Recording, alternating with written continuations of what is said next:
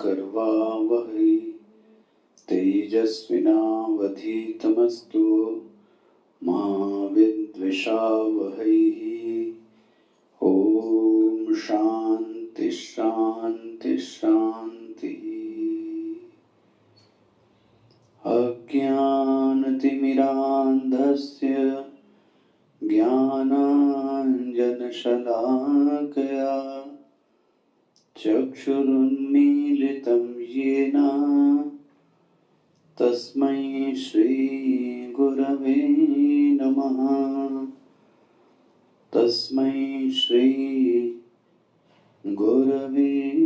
नमः।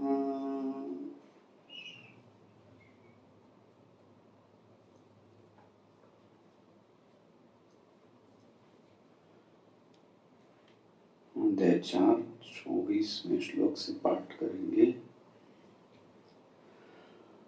ब्रह्मार्पणं ब्रह्म हविः ब्रह्माग्नौ ब्रह्मणाहुतं ब्रह्मैव तेन गन्तव्यं ब्रह्मकर्म समाधिना दैवमेवापरे यज्ञं योगिना पर्युपासते ब्रह्माज्ञावपरे यज्ञं यज्ञेनैवोपजुह्वति श्रोत्रादीनिन्द्रियाण्यन्ये संयमाग्निषु जुह्वति शब्दादीन् विषयान् अन्य इन्द्रियाग्निषु जुह्वति सर्वाणि इन्द्रियकर्माणि प्राणकर्माणि चापरे आत्मसंयमयोगाग्नौ जुह्वति ज्ञानदीपिते द्रव्ययज्ञास्तपोयज्ञाः योगयज्ञास्तथा परे स्वाध्यायज्ञानयज्ञाश्च यतय संशितव्रताः अपाने जुह्वति प्राणं प्राणे पानं तथा परे प्राणापानगतिरुद्ध्वा प्राणायामपरायणाः अपरे नियताहाराः प्राणान् प्राणेषु जुह्वति सर्वप्येते यज्ञविदः यज्ञाशपति कल्मषाः यज्ञशिष्टामृतभुजो यान्ति ब्रह्म सनातनं नायं लोकोऽस्त्ययज्ञस्य कुतोऽन्य कुरु सत्तमा एवं बहुविधा यज्ञा वितता ब्रह्मणो मुखे कर्मजान् विद्धितान् सर्वान् एवं ज्ञात्वा विमोक्ष्यसे श्रेयान् द्रव्यमयाद् यज्ञात् ज्ञानयज्ञः परन्तप सर्वं कर्माखिलं पार्थ ज्ञाने परिसमाप्यते ज्ञाने परिसमाप्यते।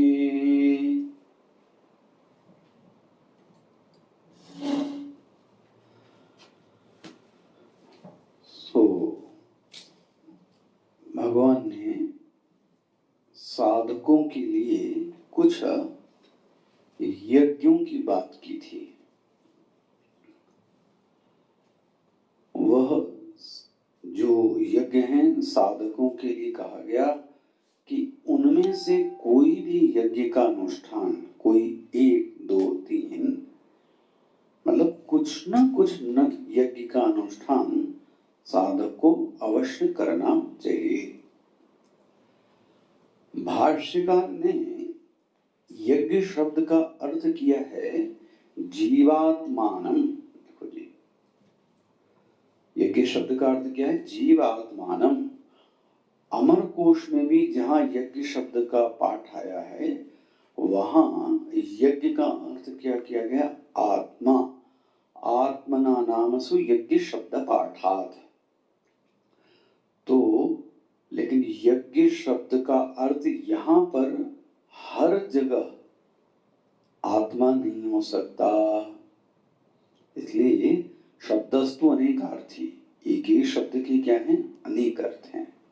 अच्छा, अब संक्षेप में यज्ञों की बात कर लूं तो जो सबसे पहला यज्ञ था उस यज्ञ को क्या कहें, दैव यज्ञ। दैव यज्ञ का अर्थ था स्पष्ट हवन और स्वाहा, अर्पण करने की क्रिया। इंद्राय स्वाहा वसवे स्वाहा पृथ्वी स्वाहा। तो एक तो ये हो गया दैव यज्ञ। दूसरा एक यज्ञ की बात की गई थी, वो कौन सा यज्ञ था, ब्रह्माग्नावपर यज्ञम। यह यज्ञ चल रहा था, यह सबसे महत्वपूर्ण यज्ञ है साधक के लिए। बहुत संक्षेप में कहें, यह यज्ञ में जो अग्नि है वो अग्नि कौन सी है, ब्रह्माग्नवपर यज्ञम, ब्रह्माग्नि है। ब्रह्माग्नि का अर्थ यह हुआ कि इस साधक के अंदर अपने आचार्य से सुना हुआ ज्ञान, मतलब यह श्रवण कर रहा है, यह मनन कर रहा है, लेकिन अभी उसके जीवन की अनुभूति उसकी वैसी नहीं है जैसा उसने सुना है। लेकिन देखो, यह साधक भी अन्य साधकों से एडवांस है। कैसे एडवांस हो गया, एक तो इसको अपने जीवन में आचार्य और गुरु की प्राप्ति हो गई। पहला तो यही एक बहुत बड़ा स्टेप है। आचार्य और गुरु की प्राप्ति ही नहीं, उस आचार्य के मुख से वेदांत के ज्ञान का श्रवण भी कर लिया। तो अब देखो कितनी सारी संपत्ति हो गई। श्रद्धा इसके पास है, गुरु की प्राप्ति इसके पास है, और अब इसने आचार्य मुख से श्रवण भी कर लिया। अच्छा, अब श्रवण करने के बाद यह पाता है इसके जीवन की वह अनुभूति नहीं है जो श्रवण में उसने सुनी। बोले फिर क्या करते हैं, इसलिए आखिरी प्रवचन में कहा गया, सोपाधिक जीव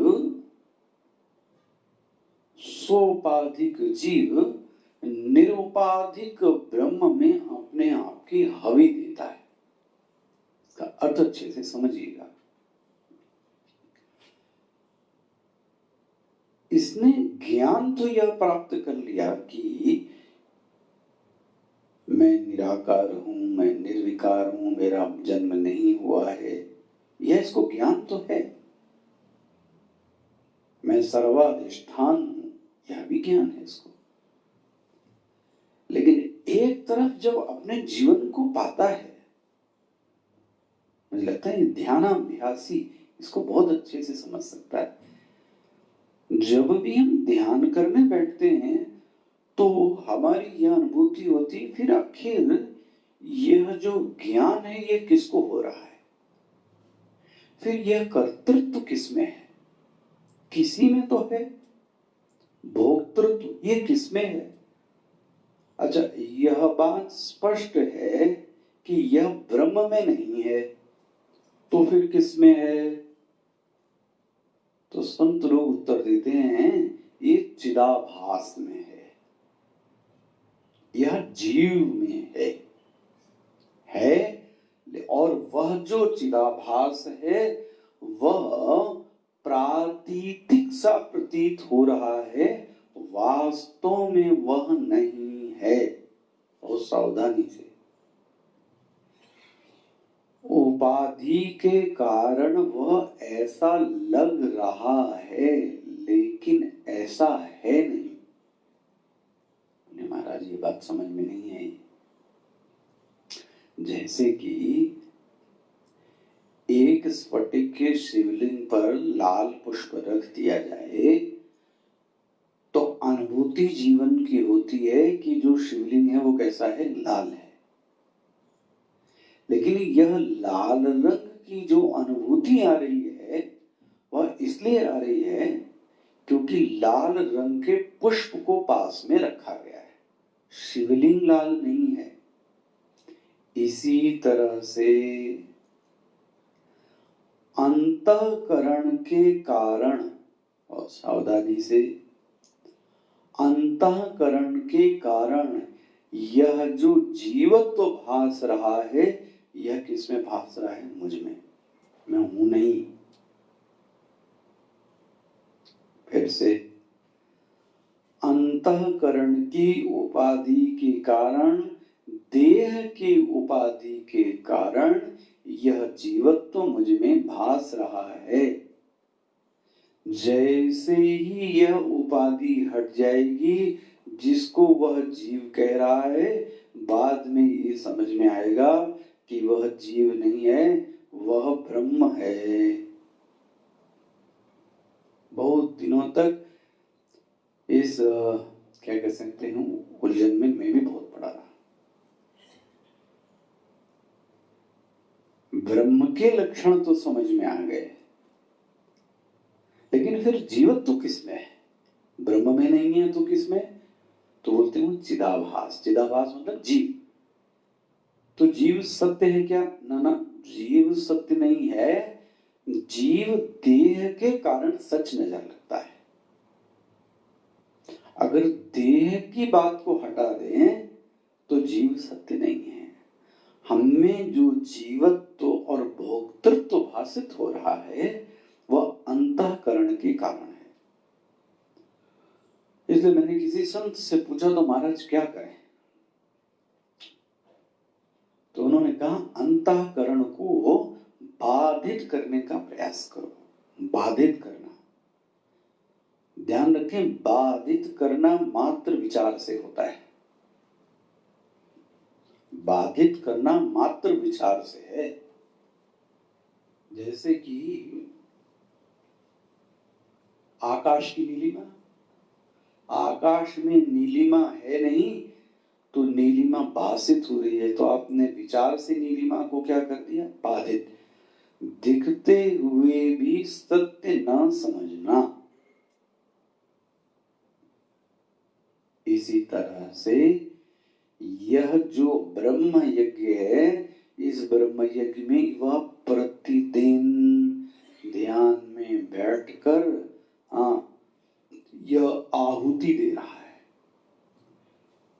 अंतःकरण सच नहीं है, देह सच नहीं है, यह जीवत्व भोक्तृत्व भासित हो रहा है, यह सच नहीं है। यह जो प्रोसेस है, यही प्रक्रिया ही क्या कहलाती? ध्यानाभ्यास कहलाती है। सावधानी से इसको रहस्य मत बनाना। बट इतनी स्थिति तक साधक पहुंच जाए तब वह यज्ञ कर सकता है।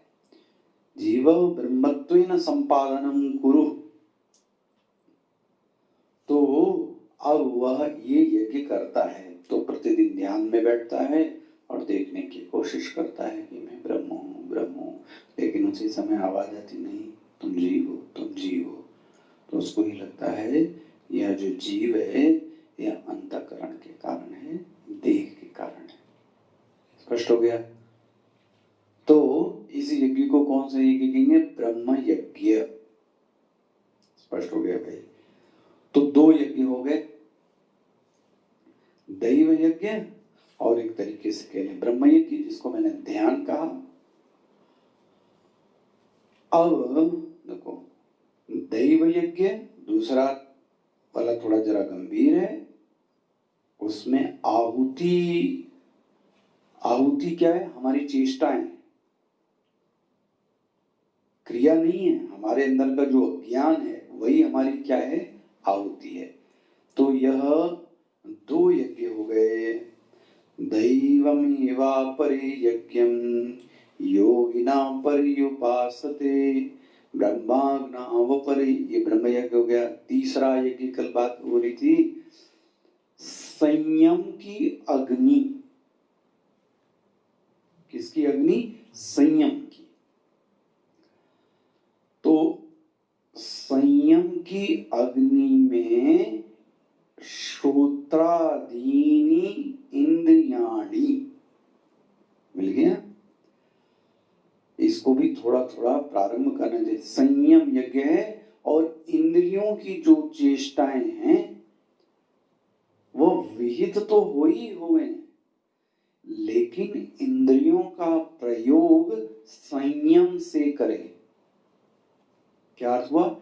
इंद्रियों का प्रयोग, इंद्रियों का प्रयोग मतलब बोलूं भोग, जो भोग करें वह संयम से करें। मतलब क्या हुआ? जितनी आवश्यकता है उतना ही भोग करें। हमारे जीवन का लक्ष्य भोग नहीं है। जितने में जीवन यात्रा हो सके उतना इंद्रियों का व्यवहार करें। भोग कीजिए ना, उतना ही कीजिए। भागवत में पढ़ेंगे जीवन का जो लक्ष्य है वो ये होना चाहिए तत्व जिज्ञासा। जीवन का लक्ष्य भोग नहीं है। मतलब यही सोचते रहे ये प्राप्त हो जाए, ये प्राप्त हो जाए, ये प्राप्त हो जाए, विवाह हो जाए, फिर लड़का हो जाए, फिर उसके हो जाए, फिर ये, मतलब हम दिमाग में ये चल रहा है कि हमको भोग क्या हो जाए, प्राप्त हो जाए, भोग प्राप्त हो जाए। तो जीवन का लक्ष्य ही क्या हो गया? भोग। तो समझ लो आपने अपनी इंद्रियों का प्रयोग ठीक से नहीं किया। जीवन यदि ठीक से जिया है तो मैं आपसे दावा कर सकता हूं एक न एक दिन उस व्यक्ति के अंदर तत्व की जिज्ञासा पैदा हो जाती है। और भक्ति की भाषा में कहें तो ईश्वर प्राप्ति की अभिलाषा उसके अंदर आ जाती है। इसका मतलब ऐसे व्यक्ति ने जीवन को क्या किया? ठीक से जिया। तो कौन सा यज्ञ हो गया? तीसरा। अग्नि कौन सी हो गई? संयमाग्नि। आहुति क्या दे रहे? इंद्रियों। तो ऐसी चेष्टाएं करना भोग के लिए नहीं, जिससे संयम पूर्वक जीवन जीना। क्यों जीना? हमारा लक्ष्य भोग नहीं है। हमारा लक्ष्य भोग नहीं है, हमारा लक्ष्य तत्व जिज्ञासा है। तो ये तीसरा यज्ञ हो गया। चौथा यज्ञ वहां था संयम की अग्नि। यहां अग्नि कौन सी? इंद्रियाग्निषु। जब इंद्री हो गई अग्नि तो विषय क्या हो गए? आहुति। भाई अगर हवन की अग्नि प्रज्वलित हो तो चमड़ा डालेंगे उसके अंदर, घास फूस डालेंगे, पत्ती डालेंगे, यहां तक कि अन्य लकड़ियां भी नहीं डाल सकते। बोले कीड़ा पड़ रहा है डाल दो इसी में, हो गया। ना ना ना, ये हवन नहीं हुआ, ये हवन नहीं हुआ। पवित्र चीजों को हम डालें। देखते हैं घी उसमें कितनी सारी चीजें मिलाई जाती हैं, तब उसकी हम क्या देते हैं? आहुति। तो इंद्रियों का, इसका मतलब क्या? इंद्रियां हो गई अग्नि और आहुति कौन हो गई? विषय। इसका मतलब एक हो गया वही विषय इंद्रियों को देने चाहिए जो प्रतिषिद्ध नहीं है। ये हो गया, बांध दिया साधक को। वह वाक्य नहीं बोलना वाणी से। यदि प्रतिषिद्ध है तो वह वाक्य नहीं बोलना है। तो सब इंद्रियों पे क्या पा लिया? नियंत्रण। क्योंकि इसी की क्या देनी है? आहुति। अब क्या हुआ आहुति? शब्द, स्पर्श, रूप, रस। भाई देखो, बुरा मत मानो, इस रसनेन्द्रिय, रसना भी तो इंद्रिय हुई या आग हुई, इस पे अब आप नॉन वेज डाल सकते हो यदि ये अग्नि हुई तो। ये अग्नि हुई इस पर डाल सकते हैं। एक रहस्य बताऊं आपको, ऐसा मुझे बहुत अच्छे संतों ने बहुत पहले बताया था, जब भी अच्छी बात बोलो, प्रवचन करने चलो, जप करने चलो, तो पहला क्या करो, वाणी को साफ करो। अब वाणी मतलब मुंह जूठा हो, उस जूठे मुंह को क्या करो, कुल्ला से साफ करो। क्यों? आहुति देने जा रहे हो ना भाई। बोलने चले राम, तो किससे बोला? इससे ही बोला ना। तो ये साफ है क्या?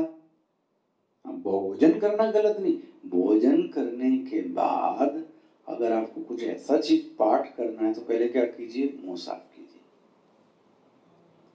चाय पी लिया, अच्छा बहुत सुंदर, और चाय पीने पर ही बोलने लगे ना, उसके बाद जाइए मुंह साफ कीजिए। ऐसा आचरण ना कीजिए इंद्रियों से जो प्रतिषिद्ध हो, क्योंकि अग्नि कौन है? इंद्रिय। स्पष्ट हो गया? तो कितने यज्ञ हो गए? 4। आगे बढ़ता हूं। तो अब तो संयम यज्ञ हो गया, इंद्रिय यज्ञ हो गया। अब यहां पर एक है, इसके बाद पढ़े सर्वाणि इंद्रिय कर्माणि। नेक्स्ट देखिए, सर्वाणि इंद्रिय कर्माणि प्राण कर्माणि चापरे आत्म संयम योगाग्नौ।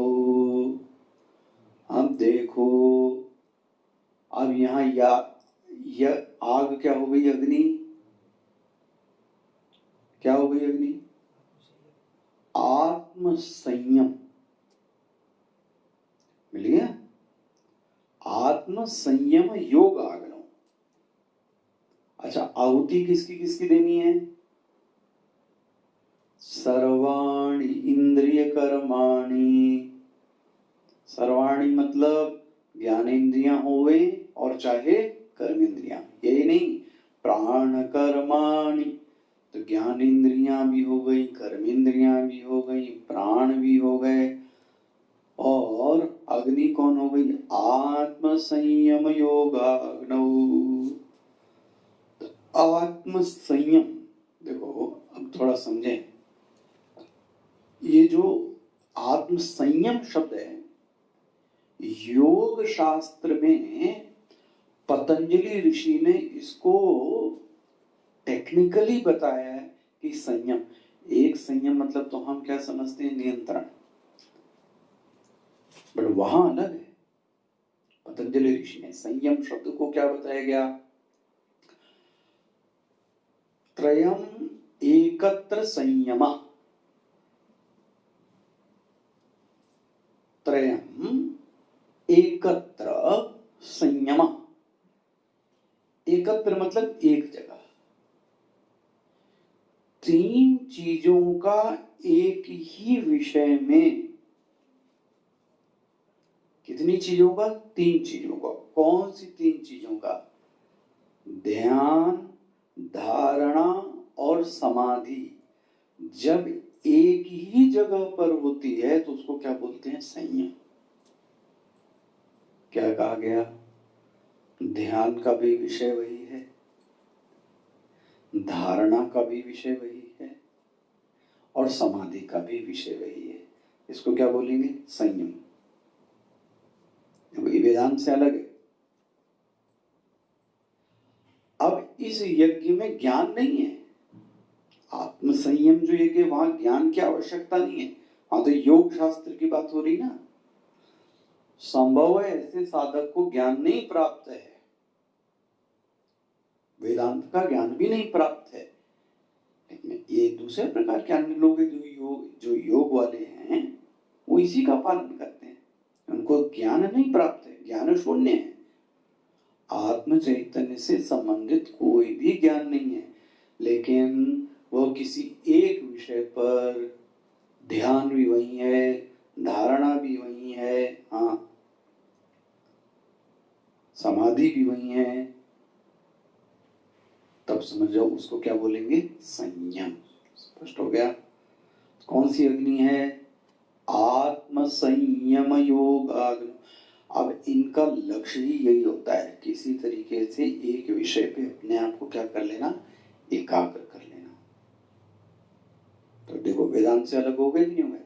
अब इसमें इंद्रियों की भी आवश्यकता पड़ेगी, कर्म इंद्रियों की भी आवश्यकता पड़ेगी, प्राण भी ऐसे चलने चाहिए कि क्या होने चाहिए, एकाग्र। बहुत जल्दी जल्दी प्राण चल रहा है तो एकाग्रता नहीं हो पाएगी। सीढ़ी से चढ़ के आओ, आप स्टेप से चल के आए, थोड़ी देर मन क्या हो जाता है, तो इसका मतलब ये जो प्राण है वो क्या है, संयमित। तो 3 चीजें हो गई, तो ये यज्ञ हो गया। कितने यज्ञ हो गए, 2 2 4 1 5। पहला दैवी यज्ञ, दूसरा ध्यान यज्ञ, तीसरा जो संयमाग्निशु, चौथा इंद्रियाग्निशु, और 5वां क्या हो गया, आत्म संयम यज्ञ हो गया। ध्यान रखें, आत्म संयम अग्नि में ज्ञान सम्मिलित नहीं है, ज्ञान नहीं है, योग है। अच्छा भाई,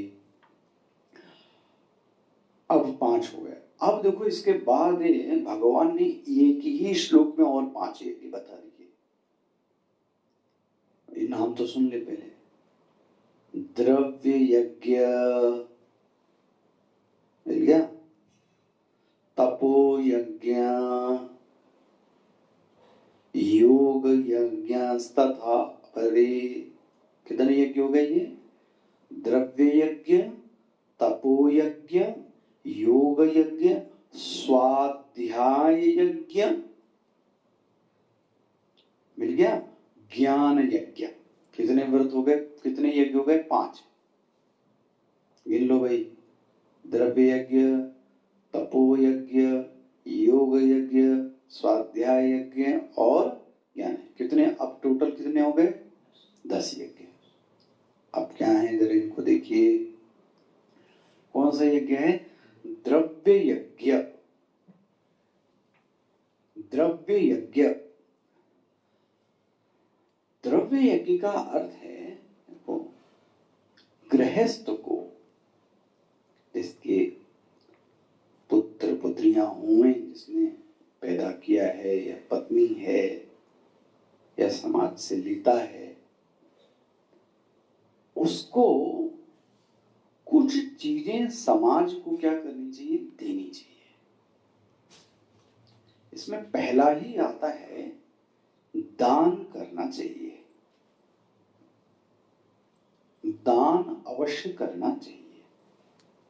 मैं बहुत उथली भाषा में कह रहा हूं आपसे, हमारी कई बलाओं को ये दान काट देता है। अभी आप सुन रहे थे रामायण, दान परशु, परशु मतलब सुनते, फरसा। फरसा क्या करता है, काटता है। दान परशु, परशु मतलब फरसा। तो हमारे जीवन में जो गलत चीजें आ गई हैं, उसको दान क्या करता है, काट देता है। अब पता नहीं लोगों के मन में ये बैठ गया कि दान देने से मेरा कम हो जाएगा, या मुझसे ये खींच रहा है। अभी एक गलत उदाहरण, दान दूसरे के लिए नहीं दिया जा रहा है, दान किसके लिए दिया जा रहा है, स्वयं के लिए। अब ये कोई कहे कि नहीं इतना चाहिए, ये गलत है। जो वह अपनी श्रद्धा से देवे, उसको व्यक्ति को स्वीकार करना चाहिए। उसी को क्या बोलते हैं, दान। ऐसा बोलते हैं दशांश। दशांश क्या कर देना चाहिए, निकाल देना चाहिए। मान लो 1 किलो है तो 100 ग्राम चीजें क्या कर दो, निकाल दो। 100 रुपए है तो उसमें 10 रुपए क्या कर दें, निकाल दें। 1000 है तो 100 रुपए क्या कर दें, निकाल दें।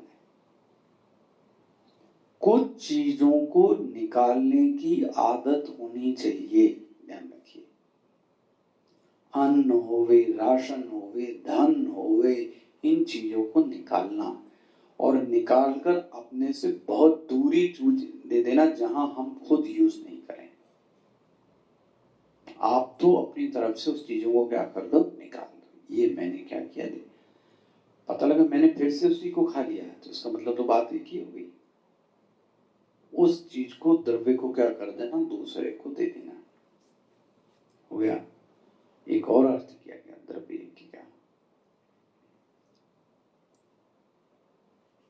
स्कूल, तालाब, विद्यालय, पार्क, उपवन, दवाई, यह सब लोगों को उपलब्ध करवाना। देखो कितने स्कूल जो पढ़े, हम लोग पढ़ के आए, हम लोगों ने तो नहीं बनाए, तो किसी ने बनाए। विश्वविद्यालय भी किसी ने बनाया। तो हमको भी अपने हिसाब से कुछ चीजों को क्या करना चाहिए, कंट्रीब्यूट करना चाहिए। गार्डन तो हमने नहीं बनाए, गार्डन के लिए कुछ कंट्रीब्यूट कीजिए। कुछ चीजों को निकालना अति आवश्यक है। इसको क्या बोलेंगे, द्रव्य यज्ञ। स्पष्ट हो गया। जो आपके पास हो गए, और मैंने उसका बता दिया कितना, दशांश। इसे देखो, हमारे बुजुर्ग जैसे अनाज आता था तुरंत ही 2-3 मुट्ठी क्या करते थे, और इसको तो खड़ी भाषा में बोलते थे सीधा निकालना। सीधा निकालना बोलते थे। सीधा में क्या करते थे, दाल चावल और सब्जी और नमक और चीनी सब बांध बोलते थे। सीधा, सीधा मतलब दान। तो कम से कम कहता हूं महीने में 2 दिन, अमावस्या और पूर्णिमा। अमावस्या और पूर्णिमा को निकालना, उसका भोग नहीं करना। गृहस्थ व्यक्ति को कतई ऐसी चीजों का भोग नहीं करना चाहिए। इसको लिख के रख देना चाहिए, क्योंकि वह निकाला हुआ जो वो था, वह अंश आपने क्या कर लिया, खा लिया। तो उसने तो निकाला और आपने क्या कर लिया, ये बोलते ना, उसने तो बला निकाली और आपने क्या कर ली, ले। इन सब चीजों से दूरी रखना। अब लोभ एक ऐसी चीज है कि व्यक्ति को नहीं समझ में आती।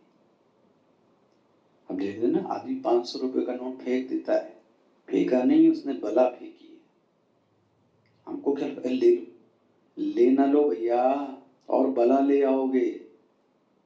दूसरे दिन मूर्ख है, बोले तो वो पड़ा है, ले ही नहीं रहे, तो क्या कहोगे। उसके लिए आप कह दो, हाँ भैया हम मूर्ख हैं, और क्या कहें, मूर्ख ही हैं। इसलिए पहले तो संत लोग सबके, जो सन्यासी अतिरिक्त, सन्यासी तो सभी के अन्न को क्या करता है, खा लेता है, वही पचा पाता है, जला देता है, क्योंकि उसको खुद नहीं करना होता है। इसलिए मैं कह रहा हूं, जिनके पुत्र पुत्रियां हुए, है ना, दार हुए, स्त्री हुए, उनको यह सब चीजों से दूर रहना चाहिए। स्पष्ट हो गया। क्या हो गया, द्रव्य यज्ञ। अच्छा, अब नेक्स्ट, तपो यज्ञाः। तपो यज्ञ का अर्थ हुआ तप यज्ञ। तप यज्ञ का अर्थ मैंने पढ़ा, जैसे चांद्रायण व्रत, बड़ा कठिन होता है ये व्रत। जैसे चंद्रमा की जो कलाएं होती ना, जैसे मान लो 16, तो पहले दिन तो 16 टुकड़े खाया हमने, एक रोटी कितने टुकड़े कर दिए, 16, एक रोटी के कितने टुकड़े कर दिए, 16। अब 15, बस दिन भर में 14, 13, 12, जैसे चंद्रमा की कलाएं घटती जाएं उतने ही टुकड़े खाने हैं, बस। इस व्रत को क्या बोलते हैं, चांद्रायण व्रत। तो ये क्या, तपस्या, उपवास रखना।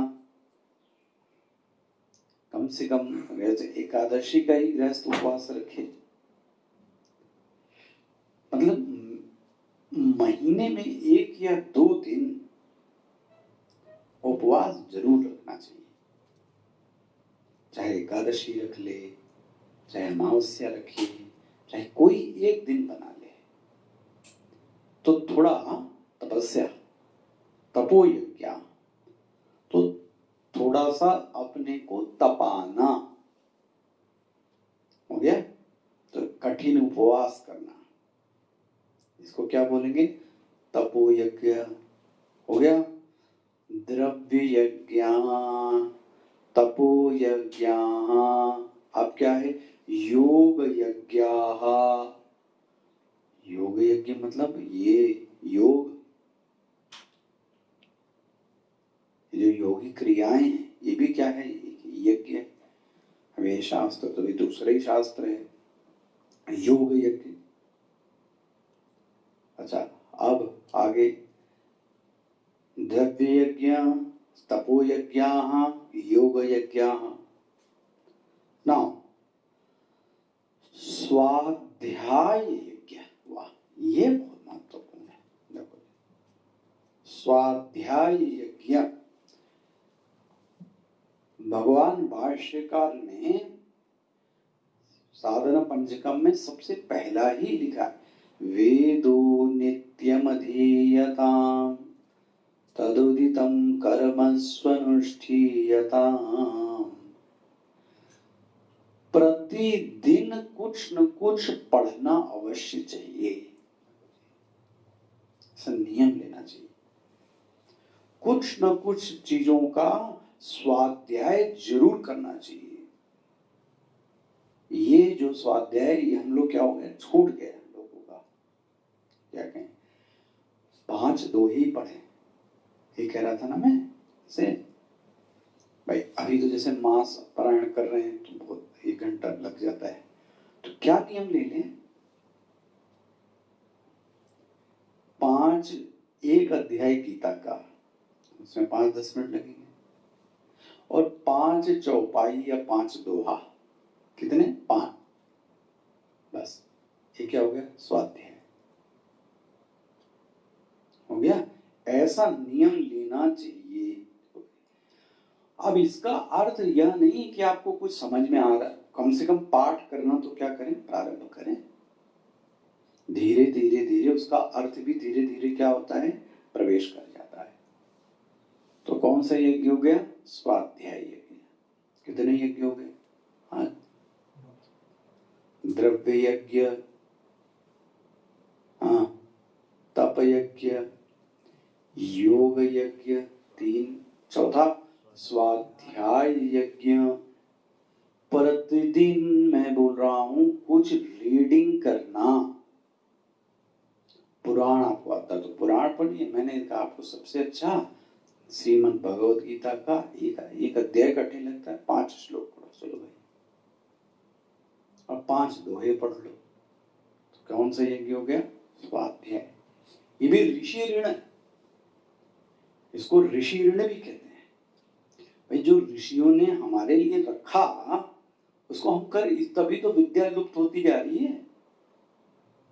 अभी नवयुगों को कुछ भी नहीं पता है। मंदोदरी कौन, तो सुलोचना कौन, तो सुनैना कौन, कुछ नहीं पता। क्यों? स्वाध्याय को कभी हुआ ही नहीं, पढ़ाने का क्रम ही छूट गया। तो मानस पढ़ते होते, गीता पढ़ते होते, तो यह सब चीजें मस्तिष्क में तो रहती। इसलिए प्रतिदिन भले 10 मिनट पढ़े, लेकिन क्या करना चाहिए? स्वाध्याय अवश्य करना चाहिए। अच्छा भाई, अब कौन सा? ज्ञान यज्ञ। वाह, ज्ञान यज्ञ मतलब क्या हुआ? जो हम लोग कर रहे हैं, जो हम लोग कर रहे हैं, ये अस्वाध्याय से अलग। देखो, ज्ञान यज्ञ, स्वाध्याय में हमको उसका अर्थ समझ में नहीं आ रहा था, बट ज्ञान यज्ञ को कर रहे हैं शास्त्र अर्थम परिज्ञानम। शास्त्र के अर्थ को क्या करने के लिए? जानने के लिए। शास्त्र पढ़ने का अर्थ किसी को चर्चा करने में, कि हम दिखाएं कि बड़े विद्वान हैं, आपको पता है, यहाँ की संगत लगा लेंगे, वहां की संगत लगा लेंगे, ये उपनिषद बोलेंगे, ये रामायण बोलेंगे, एक गीता बोलेंगे, और धमाधम। तो भैया, अंदर वाला तो बताएगा कि ये सब क्यों कर रहे हो, दूसरे को क्या करने के लिए, प्रभावित करने के लिए। ना ना, वो ज्ञान यज्ञ नहीं कर सकता। हमारे गुरुदेव बहुत बोलते हैं ज्ञान यज्ञ का अर्थ है, स्पष्ट आपको बोलूं, आपको फायदा हुआ या ना हुआ वो आप जानो, कितने व्यूज आए, कितने लाइक आए, वो अभी कोई विशेष मायने नहीं रखता। मायने ये रखता है सच में कि इसी बहाने हमारा अध्याय 4 का क्या हो गया, कुछ न कुछ चीजें प्रकाश में तो मेरे क्या हो गई, आ गई कि नहीं आ गई। इसी बहाने पढ़ना पड़ता है, फिर पढ़ाना पड़ता है, तो अपना ही तो कल्याण हुआ, दूसरे का क्या हुआ ये अभी हम इस कैटेगरी में नहीं पहुंचे। तो ज्ञान यज्ञ तो किसी को हराने के लिए शास्त्र नहीं है, सिर्फ स्वयं के समझने के लिए। अगर हम ऐसा करते हैं तो समझ लो क्या हो रहा है, ज्ञान यज्ञ। देखो इसमें भी तो आहुति दे रहे हैं कि नहीं, ये क्या हो गया, हवन कुंड हो गया कि नहीं हो गया। ये जो गीता के श्लोक है ये क्या हो गया, हमारे अंदर अग्नि प्रज्वलित हो रही है और अंदर से हम लोग अज्ञान की क्या कर रहे हैं, आहुति डाल रहे हैं, मंत्रों को पढ़कर आहुति डाल रहे हैं।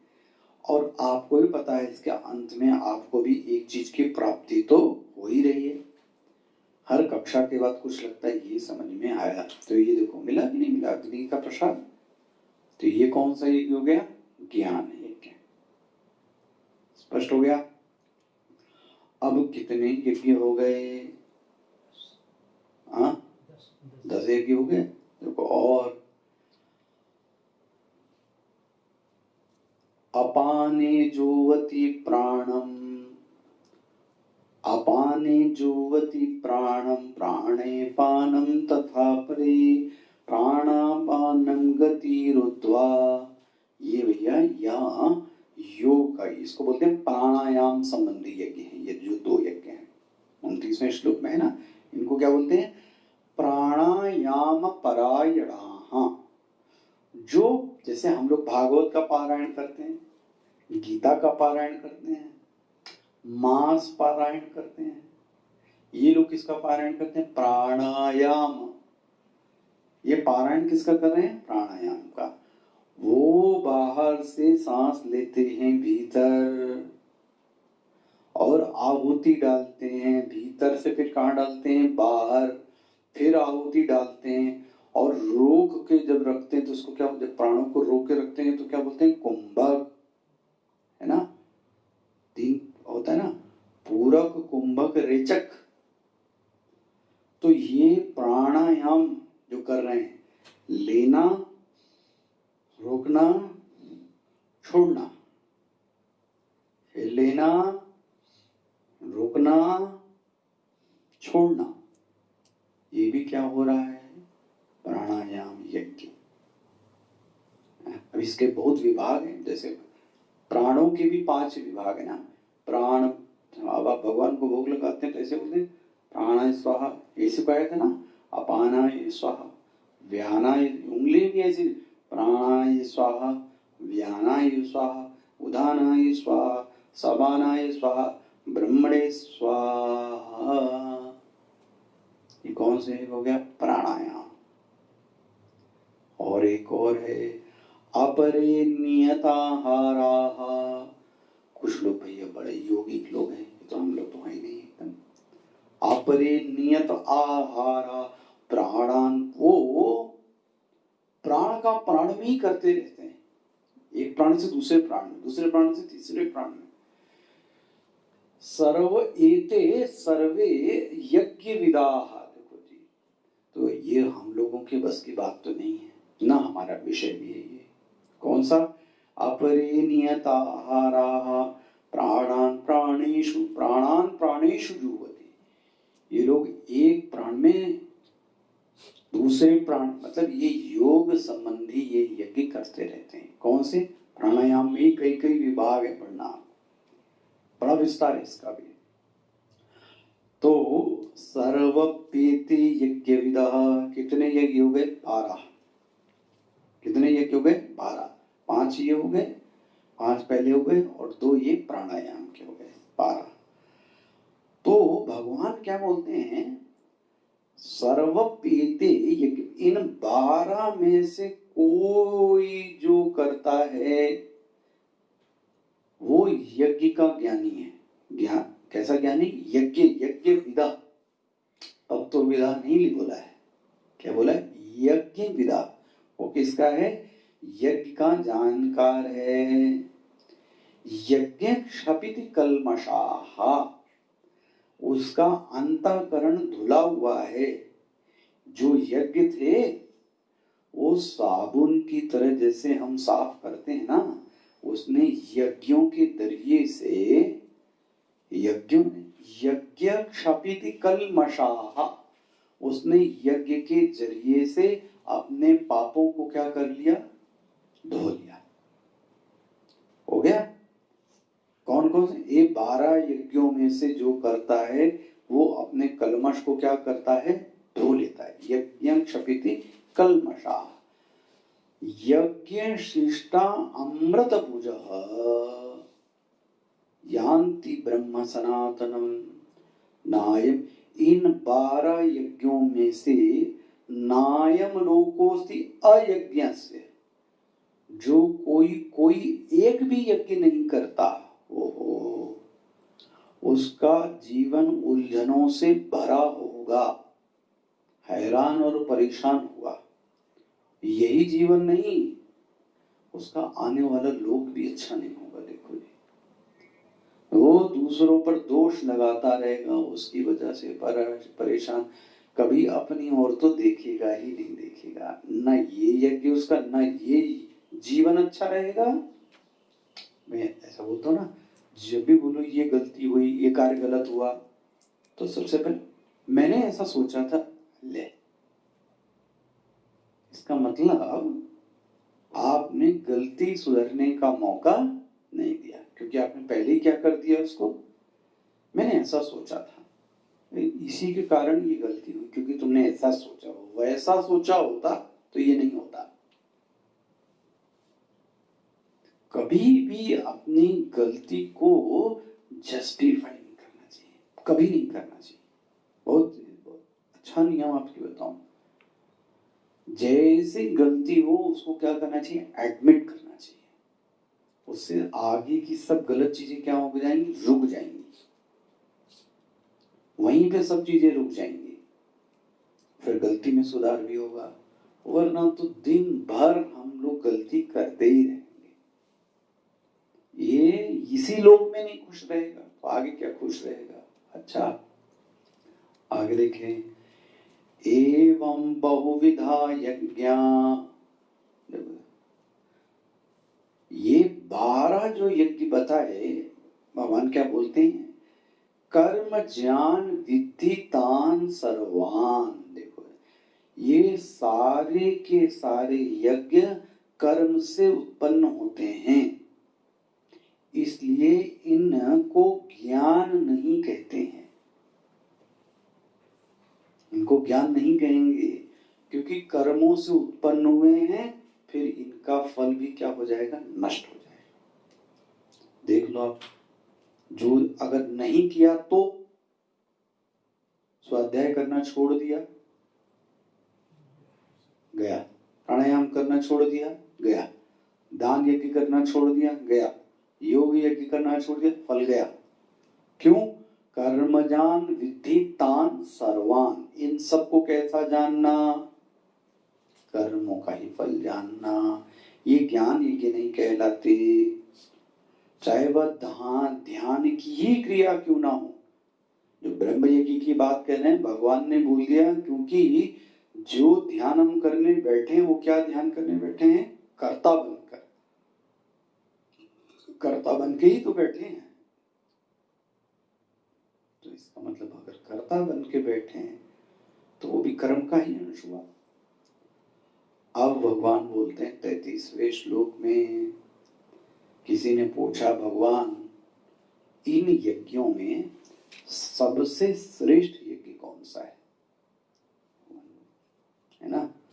भगवान बोलते हैं सबसे श्रेष्ठ, देखो क्या बोलते हैं, श्रेयां द्रव्यमयाद् यज्ञात् ज्ञान यज्ञ परंतप। हे अर्जुन, इन सब में परम तप, जो सबको क्या करता है, तपा देता है। मतलब ऐसी कोई उपलब्धि उसके जीवन में नहीं है जो उसको प्राप्त नहीं है। तो जी स्पष्ट हुआ। तो इनमें जो सबसे अच्छा यज्ञ वो कौन है, ज्ञान यज्ञ परंतप।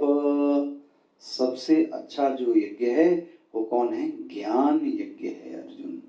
ज्ञान यज्ञ करना चाहिए, क्योंकि सर्वम कर्माखिलम पार्थ, कर्म की जो समाप्ति है वो किसमें होती है, ज्ञान में। ज्ञान की समाप्ति कर्म में नहीं होती। कर्म की समाप्ति किसमें होती है, ज्ञान में। ज्ञान की समाप्ति कर्म में नहीं होती। व्यवहार देखो एक अलग है। व्यवहार में तो क्या है, पहले कर्म करो, पहले ज्ञान लो और फिर कर्म करो। पहले खाना बनाना सीखो, पहले जानो, फिर क्या करो, करो। पूजा करने की विधि पहले जानो फिर करो। ये किसका ज्ञान है, व्यवहार का ज्ञान। व्यवहार में पहले ज्ञान है, बाद में कर्म है। लेकिन परमार्थ में बोले पहले ज्ञान ही है, वहां कर्म नाम की कोई चीज जान लो तो हो गया। अरे कोई सोचे कि मैं स्त्री हूं तो क्या करना पड़ेगा, कुछ करना पड़ेगा, उसको सिर्फ जानने की आवश्यकता है। तो ज्ञान मार्ग ऐसा है जहां कर्म की आवश्यकता नहीं है। क्या जान लेना है, जो गलती से जीव बन के बैठ गया है वह यह जान ले कि मैं चेतन हूं, कुछ करने की आवश्यकता नहीं है। हो गया। सर्वम कर्माखिलम पार्थ, मिल रहा है श्लोक। सबका सब कर्म किसमें समाप्त होता है, ज्ञान में। इसलिए अर्जुन जो श्रेष्ठ है सभी यज्ञों में वो कौन है, ज्ञान है। इसलिए अर्जुन क्या प्राप्त करने की कोशिश करनी चाहिए, ज्ञान। तो ये जो यज्ञ का प्रकरण है वो यहाँ पे क्या हुआ, समाप्त हुआ। जो यज्ञ का प्रकरण था वो क्या हो गया, समाप्त हुआ। अब हम लोग आखिरी के कुछ श्लोक हैं उनको देखेंगे कल। सर्वे भवन्तु सुखिनः, सर्वे सन्तु निरामयाः, सर्वे भद्राणि पश्यन्तु, मा कश्चित् दुःखभाग् भवेत्। ओम सर्वेषां स्वस्तिर्भवतु, सर्वेषां शान्तिर्भवतु, सर्वेषां पूर्णं भवतु, सर्वेषां मङ्गलं भवतु। ओम असतो मा सद्गमय, तमसो मा ज्योतिर्गमय, मृत्युर्मा अमृतं गमय। ओम पूर्णमदः पूर्णमिदं पूर्णात् पूर्णमुदच्यते, पूर्णस्य पूर्णमादाय पूर्णमेवावशिष्यते।